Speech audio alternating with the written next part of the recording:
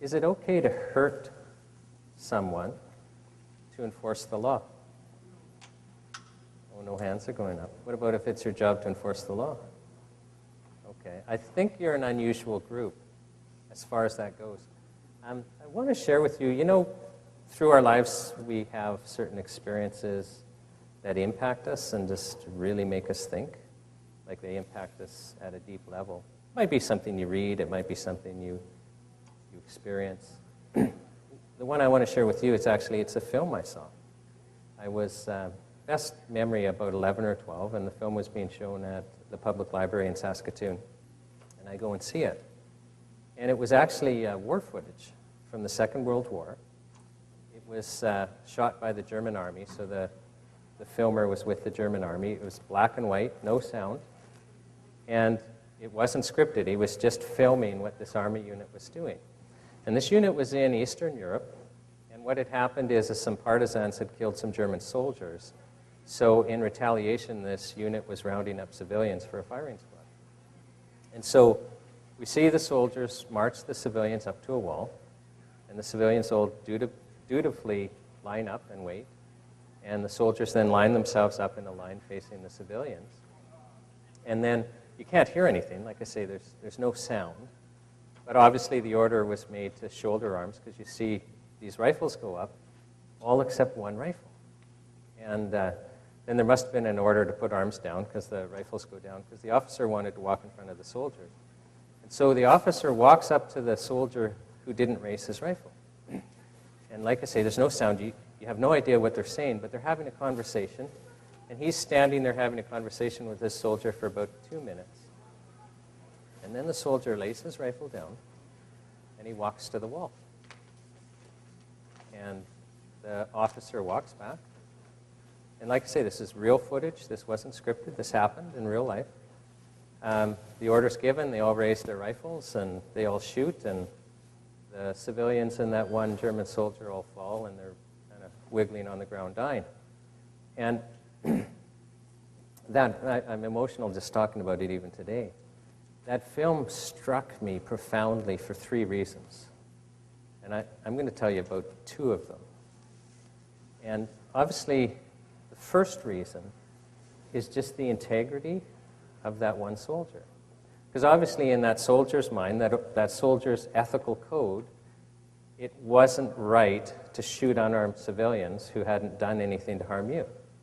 And the interesting thing is I imagine, we had a whole row of soldiers. I imagine for most of them, it wasn't in their ethical code to shoot unarmed civilians who hadn't done anything.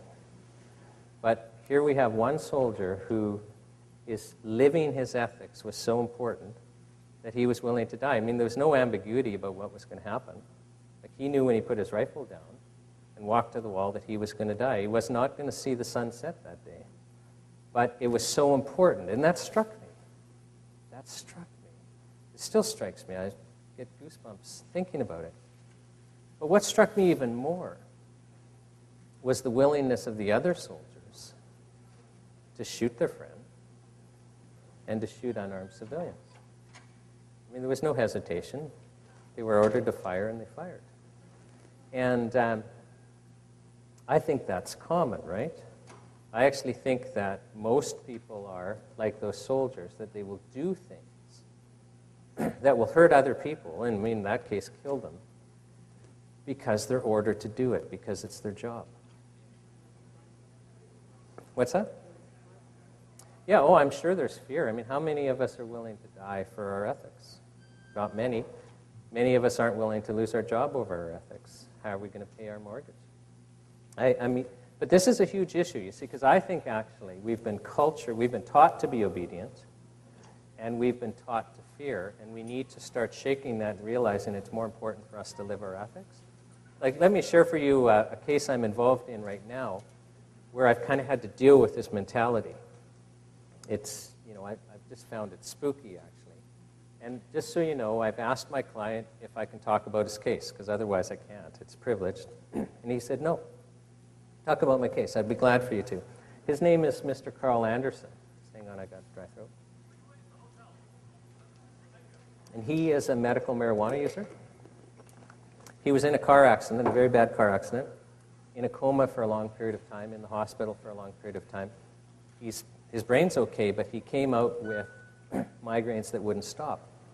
And for years and years, the doctors had him on prescription painkillers, but they would dope him out. He couldn't function. And after a while, they became less effective at dealing with the pain.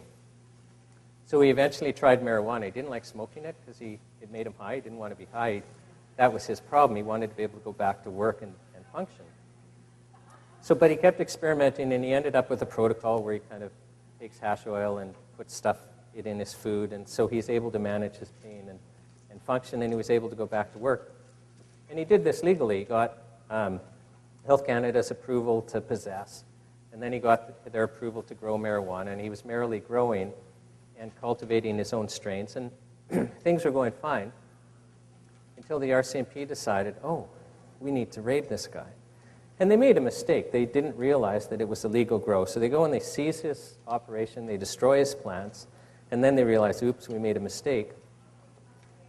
But even that bothered me, like the fact when they show up and he's there, and he says, look, this is my medicine, right? Like, who cares if it was illegal? If it's somebody's medicine? Like, maybe you care. But you need to know what happened to Mr. Anderson then. He was also using marijuana it was suppressing his colitis. Immediately after they seized his grow, he's lost his good supply. His colitis flares up. He loses about 100 pounds. He needs to have his colon removed. We've had to actually adjourn the trial. This is years later because he's got another surgery at the beginning of May to try and correct. He's got leaking bowel and stuff like that from it. He's always going septic. Like, he's lucky to be alive because the police thought it was so important to enforce the law that we need to take away somebody's medicine. And I have a problem with that. I like my client, and it bothers me that he just about died over this, but that's not where I'm going with the story. So he has to find some other marijuana. He starts buying on the street. He says the quality was just awful, and he got some with a bunch of mold and bacteria, and then he's going, where do you buy in the street, right? You go to the seedy parts. So he's trying to buy off a guy in the parking lot of the hotel with the peeler bar in our town, just so you have an appreciation. And the guy takes his money, and he doesn't come back with any weed. And then he finds the guy, and the guy pulls a knife on him and basically says, get off. So basically, he got robbed. And right then and there, he said to me, I made a decision.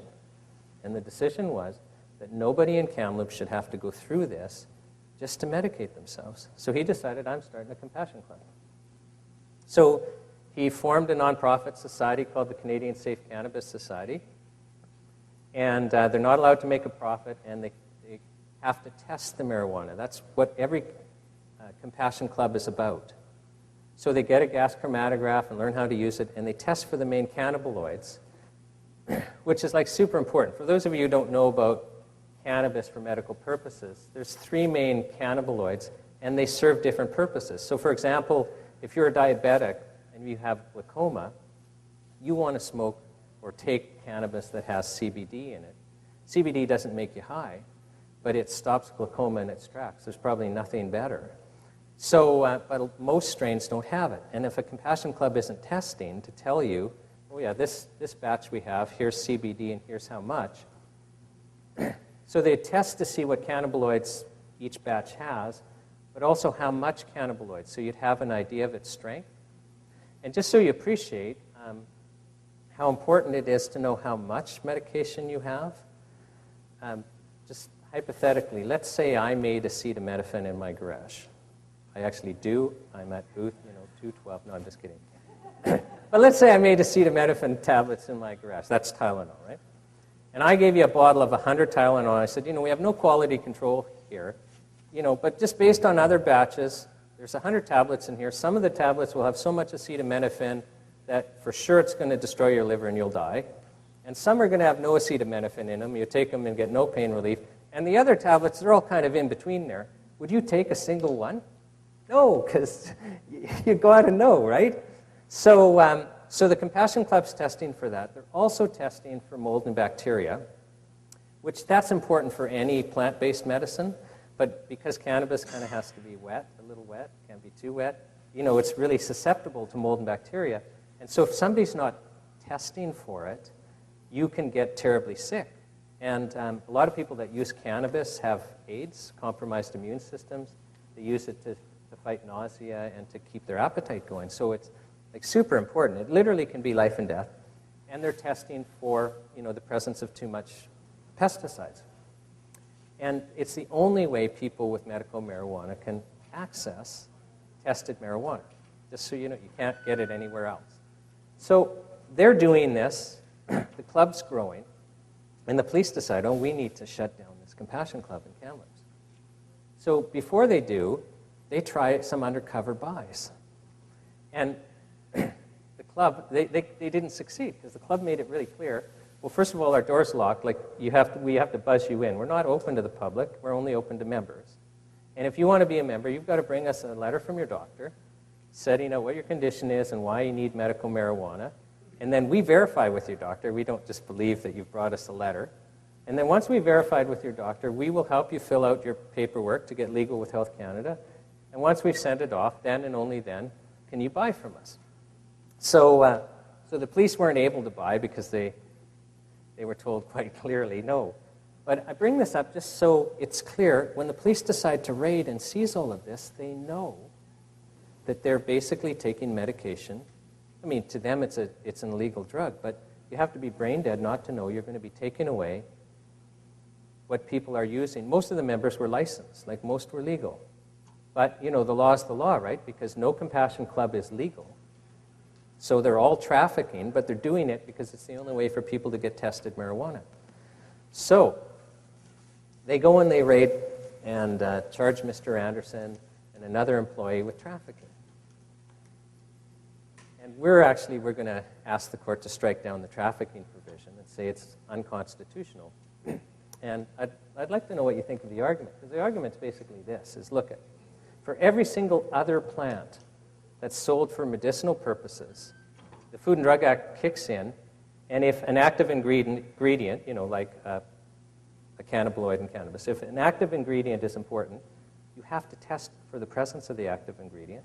And if dosing is important, you have to test for how much is in there so people know how to dose.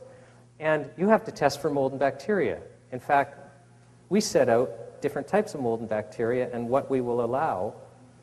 And if you cross that line and sell over, we're going to put you in jail. So basically, on the one hand, every single other plant that's sold for medicinal purposes in Canada, we'll put you into jail if you're not testing. But then in the case of medical marijuana, if you test, we're going to put you in jail. Like, do you see there's a disconnect there? So we're going to say to the court, basically, the effect of our law is to deny people who take medical marijuana the right to have a safe and effective supply. Argument's never been made. I think it'll fly. And we're also going to ask the court to strike down some of the seizure provisions, because once the police seize anything under a search warrant, the court can't give it back if the Crown still needs it for court. Like, there's no balancing. In this case, we actually thought one of the club members was going to die. He was so frail, before he could transition to find another supply. I was going to say safe supply, but it's not tested. He didn't die, but I thought I was going to have to, get his evidence videoed under oath and apply to have it entered because he's dead at trial. So it was, but the point is it was somewhat life and death what the police did, and I'm quite angry about it. But then, the icing on the cake is the lawyers on the other side are Department of Justice lawyers from Vancouver, and they just fly to Kamloops whenever we have something happening in court. And we had a case conference about 6 weeks ago, and so this lawyer flies in from Vancouver, and I'm meeting with this lawyer after the case conference. And the lawyer's just going on and on, it doesn't matter what I think the law should be. The law's the law. Your clients are breaking the law, and my job's to enforce the law. And it was just so intense that it just emotionally upset me, because I couldn't help thinking, you're one of these soldiers that raise the gun and shoot people. And I thought somebody was going to die on this file. So, and even if somebody wasn't going to die, basically her position is it's okay to, the consequences don't matter, the law's the law. And it's just curious, there's a co-counsel on the file, and he was upset too. He met her separately and had the same issue. There is no shortage of people that are willing to actually hurt other people to enforce the law or because it's their job. And in fact, the Department of Justice, both, in every province and federally, is a huge problem. And when I say Department of Justice, that's just what the prosecution office, they're all called Departments of Justice. It's kind of Orwellian, okay? So doublespeak. Our highest law, according to our Constitution, Section 52, is our Constitution. It says it's the supreme law of Canada. And you would think that the Attorney Generals, both federally and provincially, their main focus would be, well, let's make sure the Constitution is upheld. And the Constitution includes our Charter of Rights and Freedoms. But the opposite is the case. All of the prosecutors always argue against our charter rights. And I think there's a philosophical problem happening in our governments. Because, and I can tell you, I've practiced law for 18 years now, working on year 19. A lot of defense work. I have never, ever seen a Crown attend in court and say, the police were out of line. And it's why I don't do any Crown work. I've had lots of opportunity to be an ad hoc prosecutor. I won't do it because I can't go to court and argue that it's okay for the police to encroach upon our rights. And, just let me give you an example. Well, that's unusual because most people, they find your defense counsel, and it's like they just have no understanding what you do. But I had a file where, husband and wife, they're about 25, and the police get a search warrant and search in the middle of the night. So they wake up, the bedroom light's turned on, and there's all these male officers around the bed in tactical gear, okay? Over, maybe quarter pound of marijuana, like pure personal use. Why would we be wasting resources for that? But like a lot of young couples, they don't sleep with clothes on. So the husband says to the police, we're not wearing any clothes. My wife's not wearing any clothes, all male officers. Can I get out of bed and get some clothes to her? She can get dressed under the covers. They'd have none of that. They ripped the covers off, and she needed counseling for years. She was so upset. And I can't go to court and say something like that's okay. I can't. Because it's not okay for the police to do that. But the point I have about the Department of Justice is as citizens, we need to be concerned that they're always attending in court and arguing and asking the court to come out with decisions that shrink our rights, not expand our rights. So we're actually paying for prosecutors. And, I don't like crime any more than anyone else. But when it comes to our fundamental rights, I just find it philosophically problematic that our governments are always arguing to restrict our rights. And for those of you who are paying attention to the news, I think it was about 5 weeks ago where the Department of Justice lawyer was in the news who was suing his own department. Because before a new law or regulation is passed, it's supposed to be vetted. Both the Clerk of the Privy Council and the Department of Justice, they're supposed to look at this new proposed law and make sure it's consistent with our rights and freedoms in our Constitution. And if it's not, kick it back to be redrafted. And this guy was one of the lawyers that would do that. But he said the department changed years ago. He says, we used to do that, but it's changed. And now what we do is we sit down and go, okay, yeah, this violates these rights, but can we come up with a single justification in court to try and save the law when it's challenged? And he's so burdened by this that he started a federal court action to compel his department to actually do their job. And do you know what his reward was? He was fired the same day it was filed. But you see, there's a cost to standing up to your ethics because he wants to be able to look himself in the mirror and like what he sees, right? But there's a cost. He lost his job. Shiv Chopra, who's lecturing not on corruption at Health Canada at this show, but on vaccines, he refused. He was a drug approval person at Health Canada, a senior one. So one of the scientists who would actually, look at a drug application and decide, is this safe? Should we approve it? Should we not? And when he found a drug was unsafe and recommended not be refused, Health Canada started going around him to get it approved, and he became a whistleblower, and he was fired. Right? He was fired. There's a cost. So my point is getting back to the Department of Justice is we've got a lot of people who are willing to basically take away our rights, who will follow orders, and sadly, the Department of Justice is involved in that, and it has a huge effect on us. Now, our politicians seem to be failing us right now also. I'm going to segue into these food safety laws, I want to talk about our Consumer Product Safety Act, but I just can't because I don't have time. But it's a pure police state act. I mean, Parliament has been passing acts that, if you had asked me even 5 years ago, could you possibly see legislation like this in Canada, I would say no. Like, sometimes I still think I'm in a different dimension. It's a different country. But our food safety laws, the last omnibus budget bill that passed in 2012, now does everyone know the term omnibus, what that means? Okay, it's important when you hear that in the media. Usually when Parliament wants to change a law, everyone knows what's going on. So like, let's say we wanted to change the Shipping Act. They would introduce a bill that would invariably be called an Act to Amend the Shipping Act, so everyone knows, oh, here's what we're doing. It would be like maybe 4 or 5 pages long, and it would just deal with the Shipping Act. And so everyone would be able to read it, everyone would be able to understand it. It would go to the Transport Committee, which has expertise in that, and we'd all have an opportunity to, have our input if we thought it was a bad law. An omnibus bill is where the government introduces a bill on one topic. In this case, it was the budget. The government has to pass a budget every year. But they include stuff that has nothing to do with the budget. So they were amending about 30 different laws. I downloaded a PDF copy from the Parliament website. It was 450 pages long. And in there were changes to the Food and Drug Act, sweeping changes to our food safety laws. Had anyone heard that, other than from me?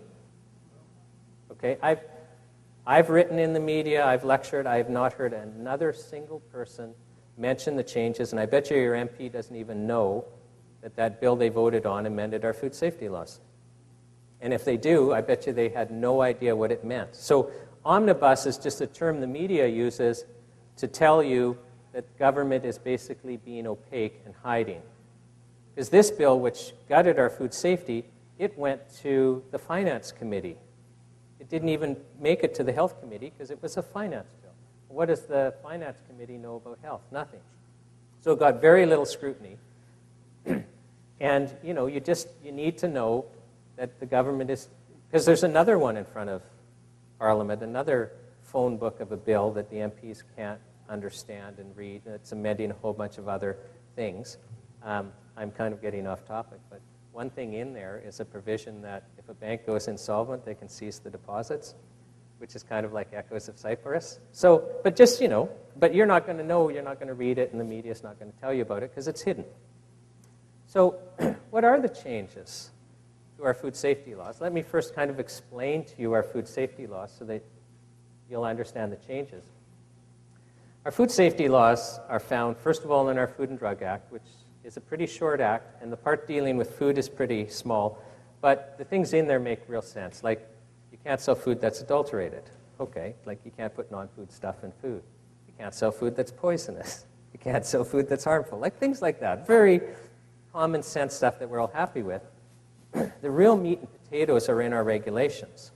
And the regulations have kind of been accumulated literally over about 100 years. Like our current Food and Drug Act in its current form came out in the 1930s, but we had similar acts before.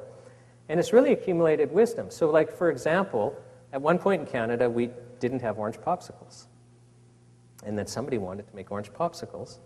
And, good reasons, eh? Like kids are going to like the bright orange, and we might sell more. And it's just like everyone wins if we can sell orange popsicles. But what food dye can you put in, and how much? And it's an important question because food dyes kill people. Like some people have allergic reactions, and others, that don't die, they can get terribly sick. So, I'm using it as an example because it's actually a serious example. How much food dye can we put in an orange popsicle and which ones? And it takes us a while to learn, but once we learn, we put it in the regulations. You can use this dye, and you can use this much, and you can use it in these foods. And so literally, our food regulations are huge. Just as we accumulate wisdom, how do we do this safely for the different ways that we make food? And like a lot of them I disagree with. We let in way too many chemicals and stuff. But overall, you could credibly say, they're pretty decent, and clearly the intention is to keep us safe.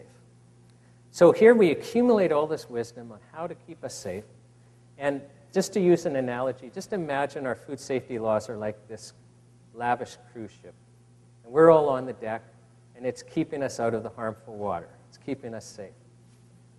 In 2004, a torpedo hit the ship. And the ship started taking on water, but the bilge pumps, they're kind of keeping up. We're not in the water yet. The ship's still going. And what happened in 2004 is Parliament gave the Minister of Health power to exempt any food or class of foods from basically any of our food safety regulations and a couple of the provisions of the Act. And you might go like, why? Here we build up all this food safety laws. Why are you going to allow the minister to exempt some foods from them? Like, I don't understand. What's wrong with just passing regulations as our wisdom increases? But there were some safeguards. And the first safeguard is before the Minister of Health can exempt a food from our safety regulations, he or she has to determine that it's safe. Okay? Let me give you the exact words. It would not be harmful to the health of the purchaser or consumer.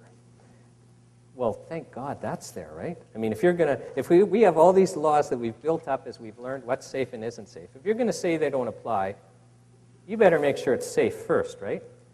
So that was, protection number one. Protection number two is it had to be published in the Canada Gazette, which is basically the government's newspaper, before it had any effect. So at least we'd know what's happening, right? So, you could, if you were in doubt about a food, you could go and search. So that was the second thing. The third safety valve was they only lasted for a maximum of 2 years. The minister could specify. And the idea is they would change the regulations, within that time if they wanted it to become a permanent exemption, right? And to go through that, that's a very public process, and we could all have input. And the fourth protection was the minister was allowed to play around and change the amount of pest control products in foods, very bad, but at least he or she couldn't get around the provisions of the Act. Yeah, but the food can't be poisonous, and the food can't be harmful. So, okay, so that's 2004. In this new law that just passed, every one of those safeguards was taken away. Okay, so now the minister can grant an exemption to any food or group of foods. And first of all, does not have to determine that granting the exemption is safe. Now, I would get great joy if you would talk to your MP and say, okay, you voted for this. Like, the minister can exempt any food or class of foods from our safety regulations, and they don't have to determine it was safe. Like, this is a change. How is that good for me? I'd love to know what the answer is. Because, how can that possibly be good for us?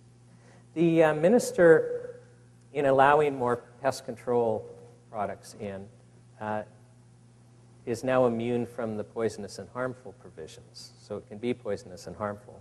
But I guess if you don't have to make sure it's safe, then who cares if it's poisonous or harmful? It no longer has to be published, which is really interesting. So the minister can grant an exemption to food or whole class of foods, and it doesn't have to be published, so you're not going to know. And they're now permanent. So instead of lasting for a maximum of 2 years, they last as long as the minister says that they last. So this is really, really interesting just because how broad it is, right?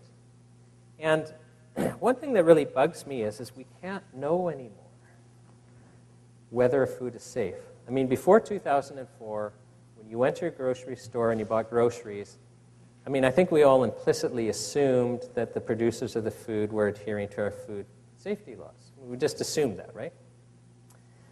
As of 2004, you couldn't assume that anymore, but at least if you were concerned about a food, you could go through the Canada Gazette laboriously and find all the exemptions. Like, so for example, I've done that, and now I only drink organic wine because it's surprising how many GMO ingredients exemptions were granted for wine and spirits. Like, I would have never thought, right? So, but at least you can check and go, oh, I'm going to change my eating habits because I don't want GMO. But now, you couldn't pay me to tell you because I couldn't even research and tell you if a food is exempted or not exempted. Like, there's no way to know anymore. And it's just interesting how that is going to be something that's good for us. And another big change is they've given the minister power, something we fought. Remember when Bill C-36, the Act to Amend the Food and Drug Act, when we had that big fight? I miss those days. But one of the issues was that, the minister was going to get this power to incorporate other documents concerning the regulation of drugs. Now, that's not in here, but the minister now can, by regulation or through one of these ministerial exemptions, adopt any document. And those are the words, any document. It's not defined.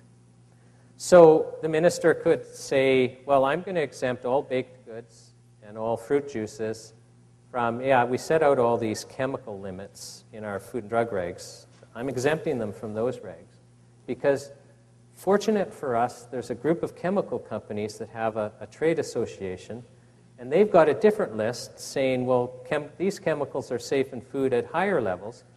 And this is what they do. They're chemical companies. Surely they know better than we know, right? So we're going to adopt their list for these groups of foods. Or the minister could pass an exemption saying, well, for all food, we're going to adopt the European food safety laws. Or actually what I think is going to happen is that we're going to adopt the European, they've got new regulations on food claims. And I think we're going to harmonize, and that's how it's going to be done. It's just through a regulation or an exemption.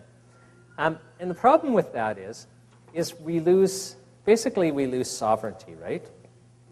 I mean, in Canada, I'm proud that as a Canadian, we live in an elected autocracy. I'm proud of it. I won't use the word democracy because a democracy is where we have say in what happens, right? I'm 47. I have voted in 2 referendums in my life, both of them, one a city one and one a provincial one. I've never been in a federal referendum. The government's never let me vote on an issue. Democracy is where we get to vote on important issues. So what we do is we elect people that will dictate to us what the laws are until the next election. That's an autocracy. But anyway, I'm proud that at least we're an elected autocracy, and we can say Parliament used to have sovereignty over our food safety laws. Okay? And that's where we want it. We want Parliament to be able to determine our food safety laws. And when I say they had sovereignty, when they had power over it, obviously Food and Drug Act applies. And for any law, Parliament has to, the government has to introduce it, and Parliament votes on it, and we get to have input. But even for regulations, Parliament has control. So regulations aren't voted on. Parliament doesn't vote. What happens is the government will publish them in the Canada Gazette. They're not law at that point. But everyone then gets to look at them and comment, and then they're tweaked based on the comments. And then this committee, the clerk of the Privy Council and the Deputy Minister of Justice are supposed to go through each regulation and make sure, A, the act that they're passed under, allows them to be made, that they're not, a surprising use of regulation power, that they don't unduly tread upon our rights and freedoms, and that they're consistent with our Charter of Rights and Freedoms and our Bill of Rights. All very good protection that we have, assuming it's done. And then it has to be published again, and then it becomes law. But even after it becomes law, Parliament has control, because every regulation is permanently before a committee in both the Senate and the House of Commons, and that committee can ask Parliament to pass a resolution to revoke the regulation. So my point is, under our old system, Parliament still had control. But now that the minister can just incorporate any document by passing an exemption, it's like, who has control? Like, using the examples I gave you, let's say the minister passed an exemption adopting, a chemical association's chemical list for safe amounts of chemicals in food. Who do you lobby? You don't go to your MP, you don't go to Parliament, because it's not their list. Like, do we go to the Chemical Trade Association and lobby there? Like, do you see the problem? That we're losing, our elected officials have lost control over this, and they've done it themselves. If we adopted any European regulations, to use my second example, well, let's say, we did adopt the European food claim regulations, which I think we will, and we don't like them. Like, do we go to Brussels? and lobby there? Like, do you see the problem? Like, I lobby. Like, why would I go to Parliament? They have no control over it. Like, do you see the problem here? Is we're potentially losing control over our food safety laws. And then, there's no clock, and the only reason I look at my watch is because we have a film at 6. I need to know what to cover. Another change is they're going to allow, it's already happened.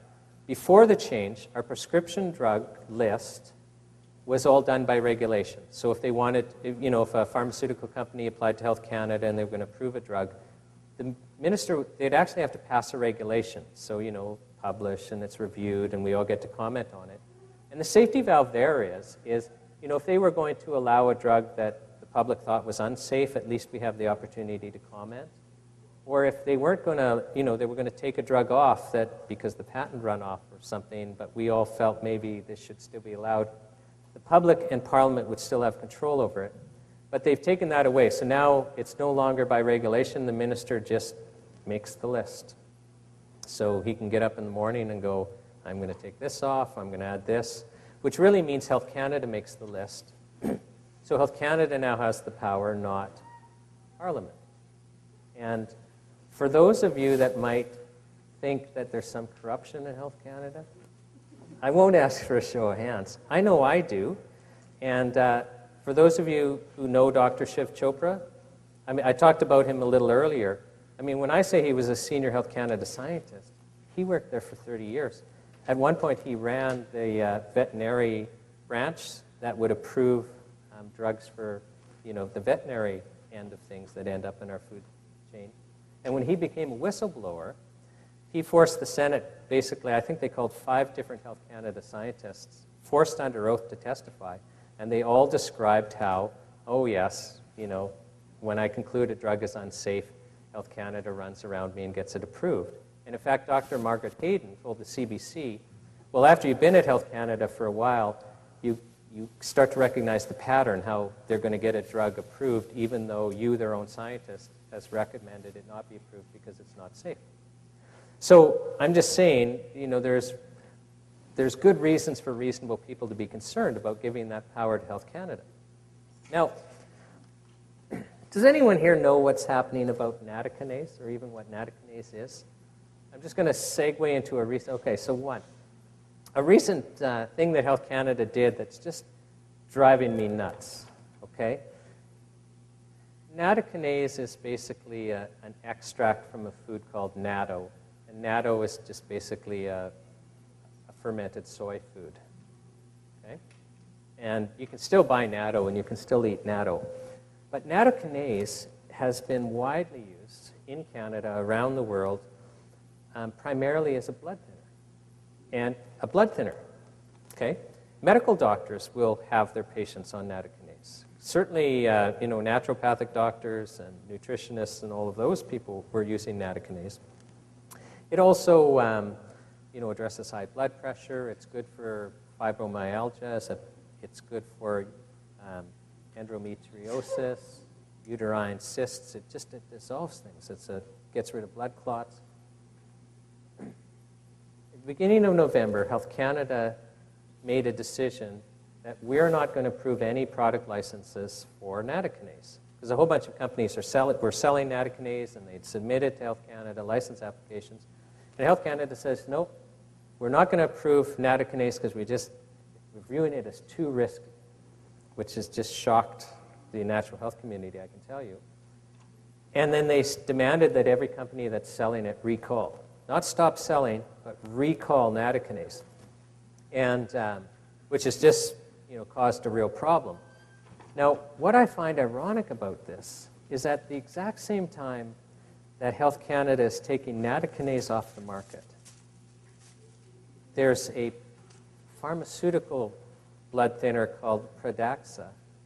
And it's entering the news. Oh, yeah, some of you are nodding your heads. Oh, I know about this. So at the same time, Health Canada is taking this safe natural health product off the market. And let me just stop and tell you, I searched the Health Canada adverse reaction database. So they keep a database they have since 1965. Every time anyone reports an adverse reaction to a drug, be it, pharmaceutical or natural, it goes into this database. There's not a single adverse reaction in all of Canadian history for nattokinase. There's not even somebody saying, I dropped the bottle on my foot and my toe hurt. Like nothing, okay? So, but if you search for Pradaxa, you'll find deaths. Okay? So, but it's just interesting. So just when they're taking nattokinase off the market, it gets into the media that Pradaxa is a problem. In fact, let me look at my notes. Yeah, November 3rd. So a friend of mine sent me New York Times article, November 3rd, 2012, exactly when they're taking nattokinase off the market. The article's called A Promising Drug with a Flaw. And what the New York Times was talking about is emergency room doctors were complaining. People will show up at the emergency ward bleeding to death from Pradaxa. Well, they do with all blood thinners. I mean, it's just interesting. Like a drug like Pradaxa starts getting pushed just as the patents for warfarin and there was another one expired. Oh, yeah, call me paranoid. But what the emergency ward doctors are complaining about, you know, when somebody shows up on the other blood thinners and they're bleeding to death, we have an antidote. We can stop it. But with Pradaxa, there's nothing we can do. There's no antidote. We just watch them bleed to death. And it reported that in 2011, there were 524 deaths in the U.S. in 2011 from Pradaxa, people basically bleeding to death. You know, we're 1/10 of their size, so, you know, assume we had 52 deaths in Canada from Pradaxa, people showing up at the emergency ward and bleeding to death. And just isn't it interesting that Health Canada would be taking that off the market at exactly the same time as we're having a real health crisis with, you know, the newest blockbuster still on patent blood thinner that doctors are being encouraged to move to instead of the old ones where patents have expired. So that is an example, actually, where I believe there's going to be deaths. Like, you know, I've said in lectures for years that my problem with how we're regulating natural health products by basically imposing this licensing requirement where we know we're going to lose a whole bunch of products is that there's health consequences. And actually, for years, I haven't talked about the True Hope story, and I don't have time now, but there were deaths. I mean, the Canadian Mental Health Association started holding press conferences blaming Health Canada for deaths, okay, when they temporarily restricted a natural health product. So that's why this is a problem, is because there's actual health consequences. And I'm not the only one, but in my personal opinion, this decision by Health Canada is going to cause a number of deaths. Because you can't have people being safely managed on a natural product that doesn't cause death. Take that product away, they still need a blood thinner. So some of them are going to be moved to the chemical pharmaceuticals, which is a much higher risk profile, and just statistically there's going to be deaths. Like, that's just how it is. And so this is very serious stuff. And we need to, I'm going to get real heavy in a minute here. We need to start taking this very seriously. You need to start getting involved. I certainly would encourage you to plug in with the group that I'm involved with. So I'm with the Natural Health Product Protection Association. And we do have a booth upstairs. Please check out our materials, and our materials will have our website. One of the things that we're strong on is, like, we do the analysis of things like changes to our food safety laws, or, you know, when Bill C-36 came out.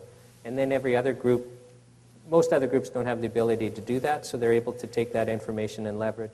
And then also when we do need people to take action, well, we put kits together. Do this, do this, do this. You're going to write a letter, maybe you want these types of points and stuff, because most people don't know what to do when something needs to be done.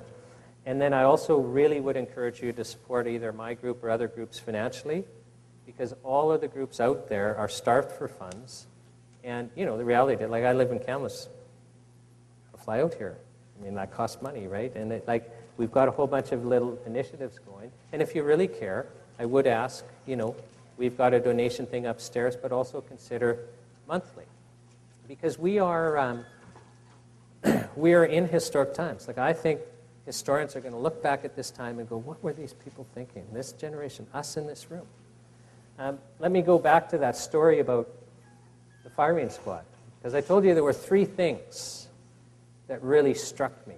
and I've told you about two of them. I'd like to share with you the third thing that really struck me. It actually struck me more than the other two. Because, the first thing that struck me about that soldier willing to die for his ethics, that was pretty significant. And the fact that the other soldiers were willing to shoot him and the unarmed civilians, that was significant. But what really gets me is the civilians. Because they knew they were going to die that day.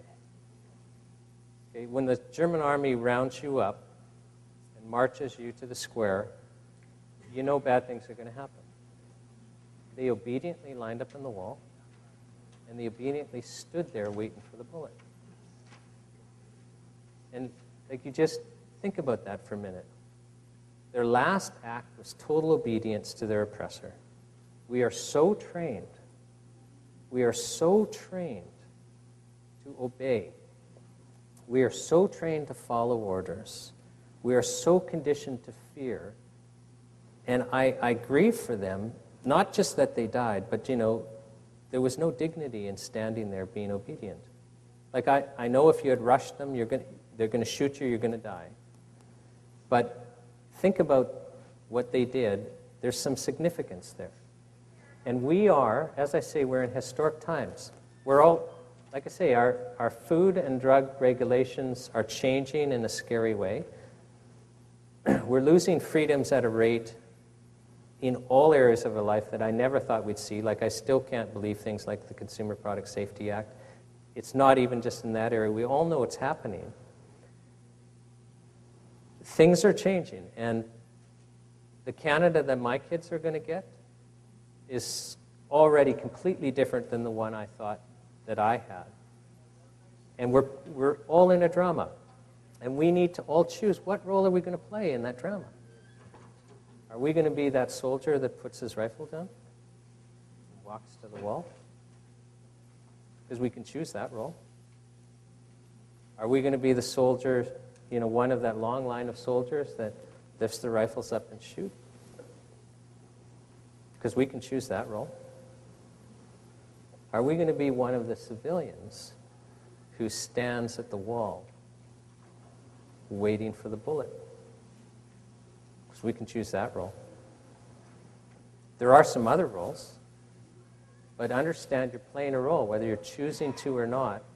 Things are happening. I don't think any of this is an accident, meaning why we're here.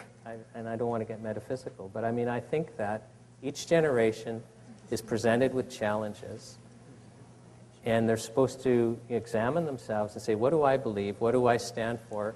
And that actually we're somewhat unusual because our life's been so comfortable that we've kind of lost that, and we just think, yeah, if I'm able to go to a movie next week or get a new pair of shoes, or we're not concentrating on things that are important, and we're not making a difference. But I think that makes us one of those people just standing against the wall. And I just, I'll just end there because, my point to you is this stuff is very serious. And, we all have a responsibility to choose how we're going to deal with it. And thank you very much for attending.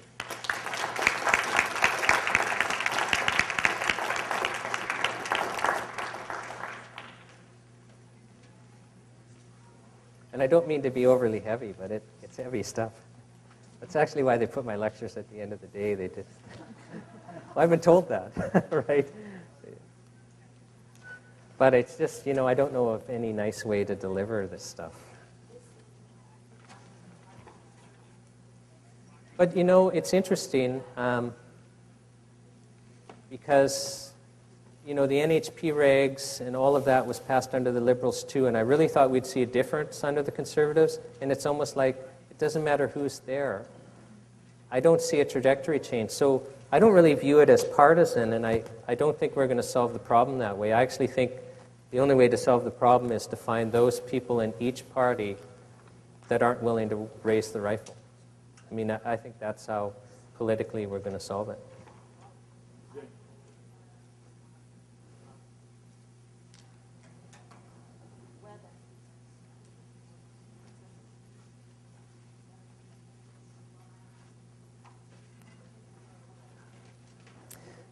Yeah, it is interesting. these changes to our food safety laws, like, didn't hit the media at all. And like I say, the whole idea of this omnibus bills, that's just so dishonest and unelected autocratic. I was going to say undemocratic, but I caught myself. So it's just, it's interesting. But at the same time, every time there's change, like every time, citizens force change and kind of a reset, we've gotten off the rails, let's get back. It happens suddenly. It doesn't happen slowly or gradually. It just happens suddenly. All of a sudden, something crystallizes in the population, and we say, no, come on, let's get back to reason here. So I think when it happens, it'll happen suddenly. But, most people have no idea what's going on. Like when I meet new people and stuff like this, I don't talk like this because you're not going to make friends. Like, they're going to think you're nuts. Like, that's how much people don't know. So you really have to be, like, I think we all have a responsibility even just to gently educate people, like, not like nut bars or fanatics, like, I think, but it's just the mainstream media deliberately doesn't cover this stuff. Like, I think we did a huge disservice when we allowed media to get big. You can't have a liberal society and media owned by a few groups. It just doesn't work. So I think we have a responsibility to very soberly and cautiously educate people. But I think it will happen, because people don't like slavery once they see it. So yes, you had a question.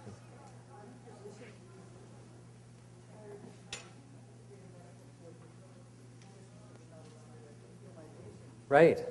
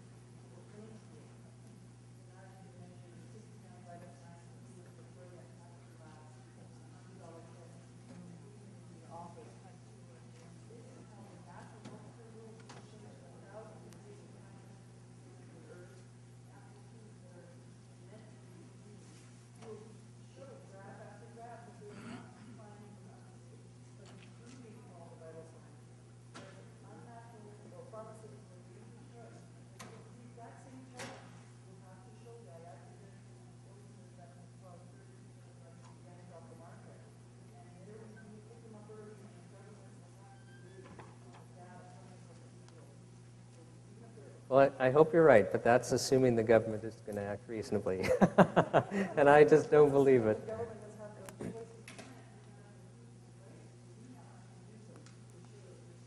Right. It's just interesting, because the lecture just before here was on Rife devices. And, there was a picture of Resonant Light's Foral device. I think they have one upstairs. And, if you research into Rife devices, there's some fantastic things. And poor Resonant Light, I think they make the best machine in the world. But because Health Canada so harassed them, they are not making health claims and hardly selling any machines. And, there's some upstarts in the States that the FDA hasn't shut down yet that, have inferior things that... So it's just interesting. I think Edna Tunney from Resonant Light is at the show. You might want to track her down. But just as an example, like, of stuff that just doesn't get a fair shake. So...